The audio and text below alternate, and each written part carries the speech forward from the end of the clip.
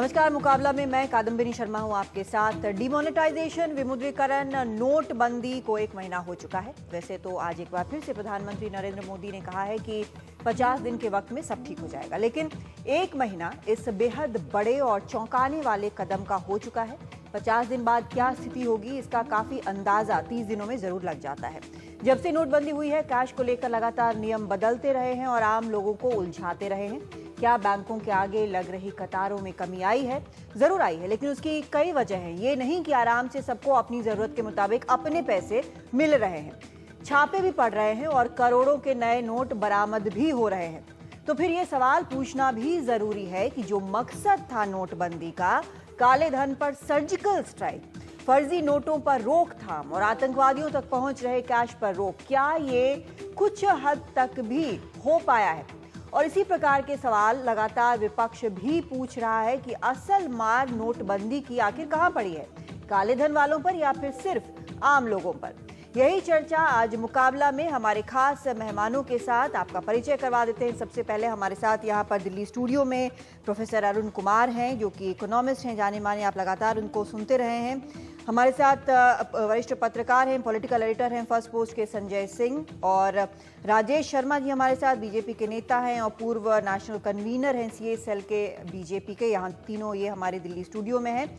और दिल्ली से हमारे साथ जुड़ रहे हैं प्रोफेसर सचिन चतुर्वेदी, जो कि डायरेक्टर जनरल हैं research information system for developing countries के, और ये बताएंगे कि आखिर सरकार का पक्ष जो है वो क्यों सही हो सकता है इस विमुद्रीकरण को लेके।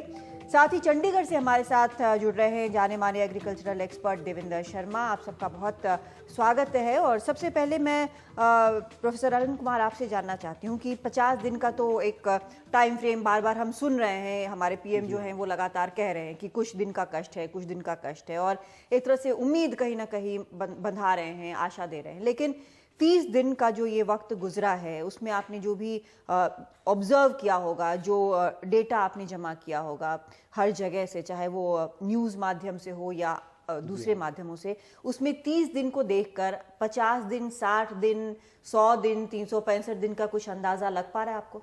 जी हाँ, देखिए, सबसे पहले तो ये समझना होगा कि जो ये मूव है, ये काले धन की अर्थव्यवस्था को कंट्रोल करने में थ्योरेटिकली भी क्या सक्षम हो सकता है। एम्पेरिकली तो बाद में आएगा कि इससे हुआ है नहीं।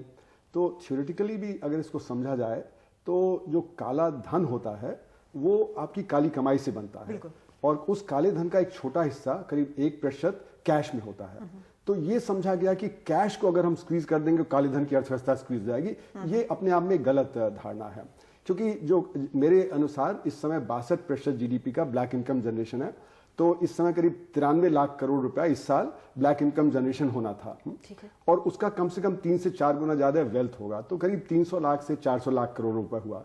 तो उसमें जो 3 लाख करोड़ रुपए ब्लैक का कैश है वो 1% है। तो अगर ये 3 लाख करोड़ रुपए हटा भी दिया जाए, एक तरह से समझिए, तो वेल्थ का 1% हटेगा और जो इनकम है उसका 3.5%। लेकिन ये 3 लाख करोड़ रुपए, उसमें इतनी खबर आ रही है कि उसको रिसाइकल कर दिया गया है, और जो रेवेन्यू सेक्रेटरी उन्होंने कहा कि करीब करीब पूरा पैसा वापस आ जाएगा। और जो भी तक आंकड़े आए हैं कि 11.5 लाख करोड़ रुपए करीब वापस आ गया है 15.44 लाख करोड़ रुपए के उसमें, तो लग रहा है कि बाकी समय भी पूरा आ जाएगा। तो ऐसा नहीं लग रहा कि 50-70 हजार करोड़ या 1 लाख करोड़ रुपए से ज्यादा है जो नहीं आएगा। और वो भी कहना कि वो ब्लैक है, ये सही नहीं है, क्योंकि वो हो सकता है कुछ विदेश में पड़ा हो, कुछ भूटान में हो, कुछ बांग्लादेश में हो, कुछ कहीं और हो। और कुछ लोग तो यहाँ तक कह रहे हैं कि 15.44 लाख करोड़ से ज्यादा भी आ सकता है। हाँ, ये तो एक बड़ी चौंकाने वाली बात है, कुछ लोग जो कह रहे हैं, क्योंकि वो बैंकिंग सिस्टम इतना जो वो लीकी है कि सुना है कि जो लोग उससे पैसा निकाल के दोबारा डाल दे रहे हैं। तो अगर ये ज्यादा भी पैसा आ गया तो वो बड़ी एक चौंकाने वाली बात होगी। तो परिस्थिति बड़ी गंभीर है और इसके दूरगामी असर होंगे, क्योंकि होता है क्या है कि जैसे कैश है वो इकोनॉमी को सर्कुलेट करता है, इनकम को सर्कुलेट करता है। आपने कैश को स्क्वीज कर दिया तो इनकम सर्कुलेशन रुक गया। इनकम सर्कुलेशन के रुकने से क्या होता है कि आपका ट्रेड है, इंडस्ट्री है, एग्रीकल्चर है, ये सारे सेक्टर्स हिट हुए हैं। और ये पिछले 1 महीने में दिख रहा है कि होलसेल डीलर्स कह रहे हैं कि हमारा ट्रेड अब 30% रह गया, ट्रकर्स कह रहे हैं कि 50% रह गया, टोल पे कह रहे हैं कि जब हमारा 50% ही रह गया है। तो अगर ट्रक का मूवमेंट कम हो गया है और जब होलसेल ट्रेड कम हो गया है तो इसका मतलब कि प्रोडक्शन पे असर हो रहा है, रिटेल में असर हो रहा है, और खासकर जो अनऑर्गेनाइज सेक्टर है, जो कृषि में सबसे ज्यादा है, और जो हमारे अर्बन एरियाज के जो स्लम्स और पुअर एरियाज में है, वहां पे बहुत जबरदस्त असर है, क्योंकि वो तो कैश में ही सर्कुलेट तो आपको करते लग रहा है कि ये जो अभी जो इंडिकेटर्स आपको मिल रहे हैं, आपको लग रहा है कि क्या ये जो असर है विमुद्रीकरण का, नोटबंदी का, आपको लगता है कि ये लॉन्ग टर्म असर होगा और नेगेटिव असर होगा? अभी तो यही लग रहा है कि देखिए, ये जो नोट्स की शॉर्टेज है, आपको 15 साल की जो है प्रिंटिंग आपको 50 दिन 100 दिन में करनी है, तो वो नहीं होगी। उतनी इंक चाहिए, उतना पेपर आपको चाहिए, तो कोई इतना स्टॉक करके तो रखता नहीं कि 15 साल को आपको 6 महीने में करना है। तो इंक का टेंडर भी 15 दिन पहले फ्लोट किया गया कि अभी इंक आनी है। पेपर इतना सारा कहां से आएगा? अगर आप बाहर भी, जो कुछ लोग कह रहे हैं कि बाहर प्रिंटिंग करा लीजिए, तो उसमें भी टाइम लगेगा। तो मेरा मानना है कि 5-6 महीने तो लग जाएंगे इसमें, और लोग होर्डिंग कर रहे हैं, यानी कि जो शॉर्टेज है उससे ज्यादा हो रही है, क्योंकि लोग नोट पकड़ के दबा के रखे हुए हैं, और अगर आप नहीं डरे भी हुए हैं और उसको दबा के रखा हुआ है कि पता नहीं कब जरूरत पड़ जाए, है ना, तो इसलिए ज्यादा प्रिंटिंग करनी पड़ेगी आपको। अगर 15.44 लाख करोड़ रुपए भी है, तो हो सकता है आपको 17 लाख 18 लाख करोड़ जब प्रिंट करना पड़े, जिससे कि आपकी शॉर्टेज कमी हो जाए। फिर दूसरी तरफ यह है कि अगर छोटे नोट प्रिंट करने पड़े कि 50 रुपए का, 100 रुपए का, तो इन कंपैरिजन टू 1000 रुपी, तो वो मतलब 10 गुना ज्यादा प्रिंटिंग, तो टाइम उसमें ज्यादा लगेगा। तो मेरा मानना है सारा कैलकुलेशन ये बता रहा है कि आप जैसा कह रहे हैं कि कम से कम 5-6 महीने लगेंगे। 10 महीने तो लग सकते हैं, 10 महीने लग सकते हैं, ठीक है। प्रोफेसर सचिन चतुर्वेदी भी इस वक्त हमारे साथ जुड़े हुए हैं। प्रोफेसर चतुर्वेदी, जो यहाँ पर प्रोफेसर अरुण कुमार कह रहे हैं, उसके मुताबिक, इन्होंने जो बात बोली है उसके मुताबिक जो असर है वो दूर तक होता नजर आ रहा है, नेगेटिव असर होता नजर आ रहा है, खासकर ये जो 30 दिन का इंडिकेटर है, जो हालात अभी भी बने हुए हैं उसको देखकर। क्या आप इस राय से इत्तेफाक रखते हैं? मैं उतना इत्तेफाक नहीं रखता हूं प्रोफेसर अरुण कुमार की राय से, हालांकि मैं पूरा सम्मान करता हूं जो शब्द उन्होंने कहे। 2 या 3 बातें हैं जो शायद हमें यहाँ पर ध्यान रखनी चाहिए। पहली बात तो ये है कि जो पॉइंट उन्होंने रेज किया वेल्थ का और इनकम का, वो बिल्कुल सही है, लेकिन अगर दूरगामी परिणाम में आप देखें तो सरकार के सामने अभी 2 मेजर चुनौती हैं। पहला, जो बैंकों में पैसा जमा हो रहा है, आपने देखा बैंक ऑफ बड़ौदा ने ऑलरेडी रेट ऑफ इंटरेस्ट कम करने की बात करी है, तो कई बैंक्स में जो इन्फ्लक्स कैश का हुआ है, उसके साथ में अगर आप देखें तो दूसरी तरफ सरकार के सामने चुनौती यह है कि अगर ज़्यादा पैसा इमीडिएटली इकोनॉमी में डाल दिया जाए तो इन्फ्लेशन का होता है। तो इन्फ्लेशन और रेट ऑफ इंटरेस्ट, ये 2 बड़े ऐसे इंडिकेटर्स हैं जिनको लेकर के लड़ाई हमारे नीति निर्धारण के समय में आ रही है। तो उसको हम कैसे एड्रेस करें, ये मेरे सामने मुझे लगता है कि एक महत्वपूर्ण सवाल है जिसको हम नजरअंदाज नहीं कर सकते हैं। ठीक है, लेकिन आप जो बोल रहे हैं वो बहुत बिल्कुल अर्थशास्त्री की तरह बोल रहे हैं। एक आम आदमी की तरह अगर मैं आपसे सीधा ये पूछूं कि आप भी यही कह रहे हैं कि मेरे हाथ में पैसे नहीं होंगे खर्च करने के लिए अगले 6 महीने 10 महीने, क्या आप भी वही कह रहे हैं? नहीं कादम्बरी जी, देखिए यहाँ मेरा सोच थोड़ा फर्क है। हमें इस निर्णय को जो 500 और 1000 के नोट को हटाने का हुआ है, उसमें एक बड़ा हिस्सेदारी एक राजनीतिक निर्णय की है, और वो राजनीतिक निर्णय ऐसा हुआ है जिसमें कि जैसा प्रधानमंत्री ने कई दफ़ा कहा कि हमारे एक सोच में बदलाव की आवश्यकता है, जिसके तहत अब उसमें ब्लैक इकोनॉमी से भी कनेक्शन है, और ये भी उतनी ही सच्चाई है कि जो सारा कैश है वो ब्लैक नहीं है, लेकिन एक बड़ा प्रपोर्शन कैश का है जिसके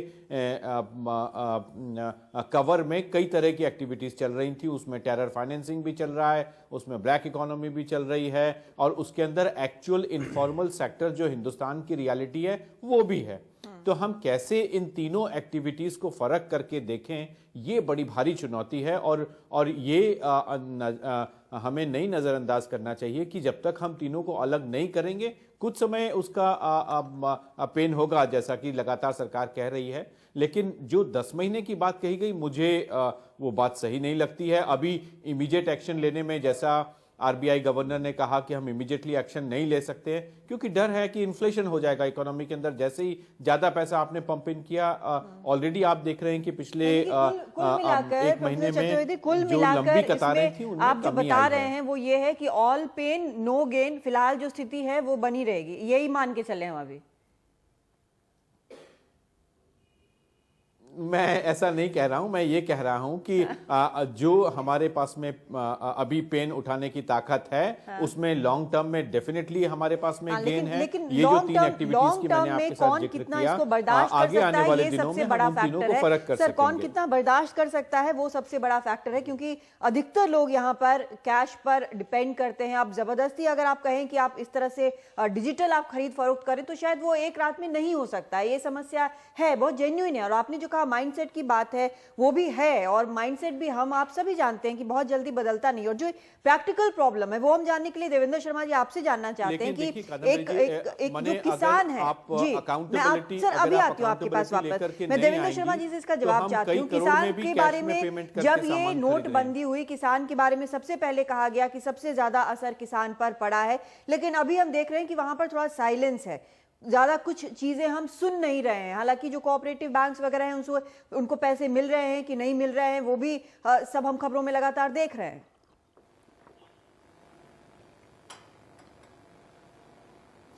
देखिए, पहले तो हमें यह जानना जरूरी है कि इस समय देश जो है वो ऐसे एक इकोनॉमिक स्लो डाउन से गुजर रहा है जो कि खुद का क्रिएट किया हुआ है। और हम जानते हैं कि जब दुनिया में इकोनॉमिक स्लो डाउन हुआ था 2008-2009 में, तब भी इतनी सिचुएशन हमारे देश में खराब नहीं थी जो आज हो गई है, जहां तक इकोनॉमिक स्लो डाउन का इम्पैक्ट नजर आता है। और वो आपने ठीक कहा, शहरों में तो नजर आता है, लेकिन गांव में जो नजर नहीं आता वो इसलिए है कि शायद एक तो मीडिया की पहुंच वहां तक नहीं है ज्यादातर। लेकिन सबसे बड़ी बात यह है कि एग्रीकल्चर, हमारा यह सोचना है कि एग्रीकल्चर आज एक तरह के, या रूरल इकोनॉमी की बात करें तो वो एक स्टैंड स्टिल पे आ चुकी है।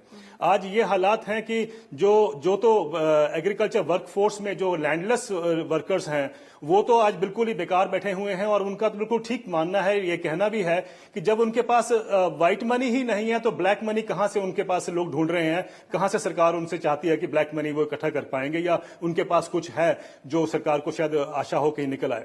और दूसरी बात है कि खेती में इतना भयंकर जो इस तरह का प्रभाव, इसका नुकसान हुआ है, इंपैक्ट पड़ा है, वो चीजें कई चीजें आपने जैसे कहा कि एक बैंकिंग सिस्टम का, क्रेडिट का, कोऑपरेटिव बैंक्स का, ये तो एक जानते हैं हम। लेकिन सबसे बड़ी जो मार पड़ी है किसानों को वो पड़ी है कि जो वो बेचना चाहते हैं वो प्राइसेस क्रैश हो गए हैं। अभी आपने देखा होगा पिछले 3-4 दिन में छत्तीसगढ़ में रायगढ़ डिस्ट्रिक्ट में आपने देखा 1 रुपए पे जो टमाटर बिकता था वो 50 पैसे 25 पैसे बिका, क्योंकि ट्रक नहीं पहुंच सके। नॉर्मली वहां पर ट्रक आते हैं और ट्रक वहां से लेके जाते हैं। हम जानते हैं बिहार में गोभी नहीं बिक पा रही है, आंध्र प्रदेश में टमाटर नहीं बिक पा रहे हैं। अगर आप हिमाचल में देखें तो मटर की खेती बहुत उसका इंपैक्ट हुआ है।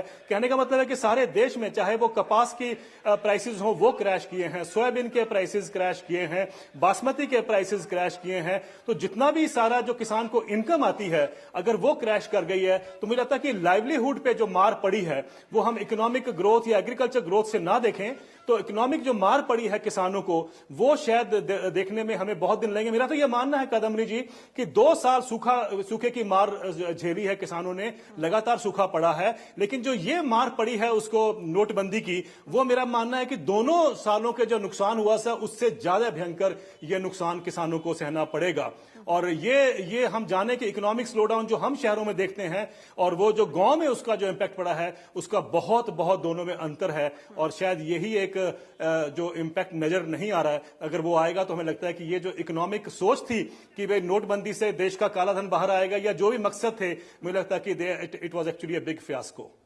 यानी कि कुल मिलाकर जो एक इंतजार करने की बात कही जा रही है कि कुछ दिन इंतजार करें हालात ठीक होंगे, शायद इनके लिए इंतजार एक ऑप्शन नहीं है किसानों की, जहां तक हम बात करें। सर बहुत शॉर्ट में जवाब चाहेंगे, फिर ब्रेक लेना है मुझे। देखिए, ये पिछली सरकार जो थी आपको याद होगा तब वो बोला करते थे कि इन्फ्लेशन जो है वो इंतजार करिए 3 महीने में कम हो जाएगा, आ जाएगा। 3 करते करते उन्होंने 10 साल गुजार दिए। तो मुझे लगता है कि ये हम सोच के चले कि इंतजार करिए, तो इंतजार तो आप 10 साल भी करते रहेंगे, लेकिन सच्चाई यह है कि जो आज मार पड़ी है वो इतनी गंभीर है, जो इतना क्राइसिस इतना भयंकर है कि वो शायद हमें असर्टेन करने में कुछ देर लगेगी कि कितना उसका नुकसान हो चुका है। छोटा सा ब्रेक लेते हैं, उसके बाद लौटते हैं, इसके राजनीतिक पहलू पर भी बात करेंगे और जो हो रहा है उसके बाकी पहलुओं पर भी हम रिएक्शन लेंगे। हमारे साथ यहाँ संजय सिंह और राजेश शर्मा जी लगातार बने हुए हैं। छोटा सा ब्रेक ले रहे हैं।